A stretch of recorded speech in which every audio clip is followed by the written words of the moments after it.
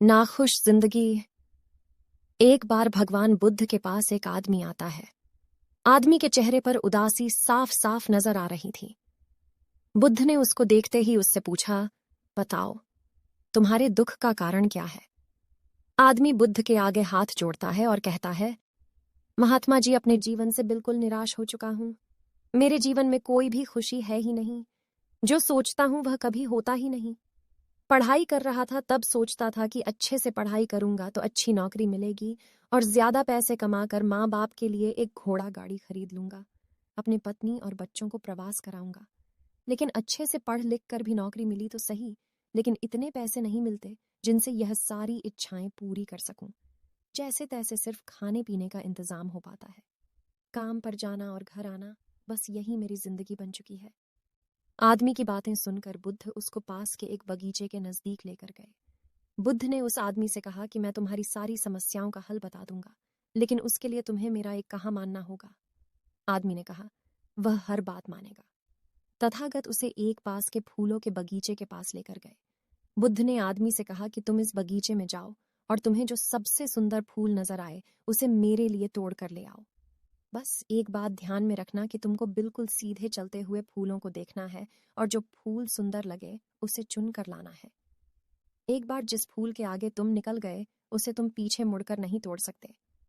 आदमी बुद्ध की बात ध्यान से समझने के बाद बगीचे में गया। आदमी को बगीचे में प्रवेश करते ही कई सारे सुंदर फूल दिखाई दिए, लेकिन आदमी ने उनमें से एक भी फूल नहीं तोड़ा, क्योंकि उसे विचार आया कि हो सकता है आगे इनसे भी ज्यादा सुंदर फूल मिले। अधिक सुंदर फूल की आशा में आदमी बगीचे के अंतिम छोर तक पहुंच गया। अब हालत यह थी कि बगीचे के अंतिम छोर पर कुछ फूल तो थे, लेकिन सारे सूखे हुए थे। आदमी को काफी पछतावा हुआ कि उसने पहले ही कोई सुंदर फूल क्यों नहीं तोड़ लिया। उस आदमी के पास अब सूखे हुए फूल में से फूल तोड़ने के अलावा कोई रास्ता नहीं बचा था। उसने एक सूखा फूल तोड़ा और बुद्ध के पास वापस लौटा। बुद्ध ने सूखे हुए फूल को देखकर उस आदमी से पूछा, बगीचे में इतने सारे सुंदर फूलों में फिर तुम यह सूखा हुआ फूल क्यों तोड़कर लाए? आदमी ने कहा, इस विचार से कि आगे और अधिक सुंदर फूल मिलेगा। मैंने सभी सुंदर फूलों को पीछे छोड़ दिया, इसलिए मुझे अंत में यह सूखा हुआ फूल तोड़कर लाना पड़ा। महात्मा बुद्ध ने कहा कि यही समस्या तुम्हारी भी है। ये बगीचा तुम्हारा जीवन है और इसमें वह सभी तरह के फूल छोटी मोटी खुशियां हैं। तुमने ज्यादा बड़ी खुशी की आशा में इन सभी छोटी छोटी खुशियों को पीछे छोड़ दिया है। घोड़ा गाड़ी पाकर शायद तुम्हारे माता पिता इतने खुश ना हो जितना तुम उनके पास बैठकर उनसे बातें करोगे, उनकी सेवा करोगे तब होंगे।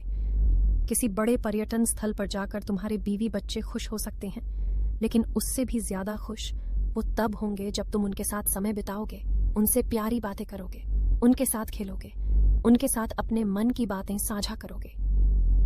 महात्मा बुद्ध की बातें उस आदमी को समझ में आ गई और उसकी विचारधारा बदल गई। वह अपने उसी पुराने जीवन में खुश रहने लगा जिसमें वह पहले दुखी रहा करता था। दोस्तों, यही तो हम भी अपने जीवन में करते हैं। हमारे पास जो है उसका महत्व नहीं समझते और फिर कुछ और ज्यादा पाने की आस में जो है उसका भी आनंद या सुख लेना भूल जाते हैं। और जब समय बीत जाता है तो हमें लगता है कि हमारे जीवन में कभी सुख या खुशियां आई ही नहीं। आपको हमारी यह कहानी कैसी लगी हमें कमेंट करके जरूर बताएं और ऐसी और कहानियों के लिए हमारे चैनल हिंदी कहानी AI को जरूर सब्सक्राइब करें। धन्यवाद।